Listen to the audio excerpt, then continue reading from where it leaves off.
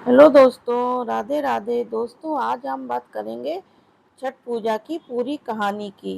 तो दोस्तों, चलिए वीडियो को शुरू करते हैं। जब भगवान और राम और सीता जो थे वो 14 वर्ष के लिए वनवास गए थे, तो वध के मुक्त होने के लिए उन्होंने ऋषि मुनियों के आदेश पर राजा सूर्य यज्ञ करने का निर्णय लिया। उन्होंने पूजा और मुग्धर यानी सीता पर जल छिड़ककर उन्हें पवित्र किया और कार्तिक माह के शुक्ल पक्ष की षष्ठम तिथि को सूर्य देव की उपासना करने का आदेश दिया। माता सीता ऋषि के आश्रम में रहकर 6 दिनों तक सूर्य की उपासना करती रहीं और सप्तमी के दिन अनुष्ठान कर उन्हें आशीर्वाद लिए कहा जाता है। तो सबसे पहला छठ पूजा मुंगेर के तट पर किया गया था और वेदार जय कार्तिक और एक कथा प्रचलित है कि छठ पर्व की शुरुआत महाभारत काल से हुई। इस पर्व को सबसे पहले सूर्य पुत्र कर्ण ने सूर्य की उपासना करके शुरू किया जाता था। तो प्रतिदिन घंटों तक पानी में खड़े होकर सूर्य देव को अर्घ देते थे और कृपा से महान योद्धा बने। आज भी छठ में अर्घ देने की जो परंपरा है ये बहुत ही प्रचलित है। छठ पर्व के बारे में एक कथा और है कि जब पांडव सारा राजपाट जुए में हार गए तब रानी द्रौपदी जो थी उन्होंने छठ व्रत किया था। इस व्रत से उनकी मनोकामनाएं पूर्ण हुई थी और उन्हें अपना सब कुछ वापस मिल गया था। छठी मैया के संबंध में वहम है कि सूर्य देव की आराधना का जो फलदायी माना गया है। पौराणिक बात यह है कि जो एक कथा प्रचलित है कि प्रियव्रत नाम का एक राजा जिसकी कोई संतान नहीं थी, उसे हर प्रयत्न कर लिया पर उससे कोई फायदा नहीं मिला। तो संतान प्राप्ति के लिए महर्षि कश्यप ने परामर्श दिया। यज्ञ के बाद महारानी ने एक पुत्र को जन्म दिया और वह मरा हुआ पैदा हुआ। तो मृत बच्चे की सूचना पूरे नगर में जैसे शोक छा गया। तब मृत बच्चे को दफनाने की तैयारी कर रहे थे, तब एक आकाश से एक ज्योतिर्लिंग देवी उसने कहा कि बालकों की रक्षिका है। इतना कहकर उसने शिशु को मृत शरीर को छुआ, स्पर्श किया और वो जीवित हो उठा। राजा ने अपने राज को छठ पर्व मनाने की घोषणा कर दी और छठ पूजा जो है वो षष्ठी तिथि को खगोलीय घटना है।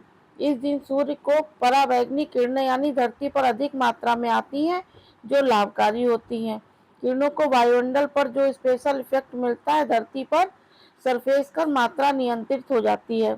इसका कोई हानिकारक प्रभाव नहीं कहा जाता है।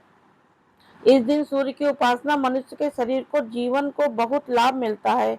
छठ पूजा की शुरुआत भैया दूज के तीसरे दिन से होती है और 4 दिनों तक यह उत्सव मनाया जाता है, जिससे घर में साफ सफाई होती है। जो व्रती है गंगा नदी या तालाब में स्नान करके सब्जी, कद्दू की सब्जी, मूंग चना दाल चावल पकाकर खाते हैं और जो भोजन है वो सिर्फ ताम्रपत्र के यानी मिट्टी के बर्तन में ही पकाया जाता है। और दूसरा दिन खरना होता है, जब व्रती जो होती है वो पूरा दिन उपवास करती है और सूर्यास्त के पहले तक जल ग्रहण नहीं करते। बाद में शाम को चावल गुड़ और गन्ने के रस की खीर बनाकर भगवान को नैवेद्य अर्पित करते हैं और खीर रोटी का प्रसाद जो पूरे परिवार और मित्रों में वितरित करते हैं। तीसरे दिन है वो शाम को संध्या अर्घ होता है। इसमें अर्घ दिया जाता है, बहुत ही स्पेशल प्रसाद बनता है। ठेकुआ, चावल, लड्डू बनाए जाते हैं। स्पेशल बांस की टोकरी में रखकर इन्हें घाट पर ले जाया जाता है। घाट पर बैठकर जो भी व्रत रहते हैं उन्हें अर्घ देकर सूर्यास्त के समय बाहर परिक्रमा की जाती है। और चौथा जो दिन होता है छठ पूजा का, वो दिन होता है उषा अर्घ का, जो उगते हुए सूर्य को अर्घ किया जाता है। सूर्योदय के पहले घाट पर पहुंचकर सूर्य देवता की पूजा और फिर घाट पर से लौटकर पूजा का प्रसाद सभी को वितरित किया जाता है। बताया जाता है माता सीता ने वो सप्तमी जो थी सूर्य भगवान को सूर्योदय के समय उनकी उपासना की जो व्रती है, 4 दिनों तक उपवास रहना होता है और अन्न जल का त्याग करना होता है।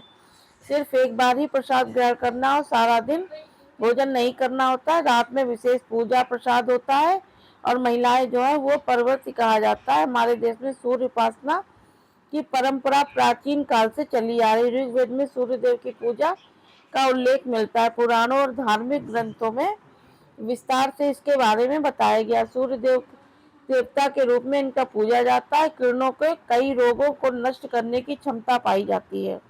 तो दोस्तों, आज का वीडियो यहीं तक। चैनल को सब्सक्राइब करिएगा, वीडियो को लाइक करिएगा। Okay, bye bye.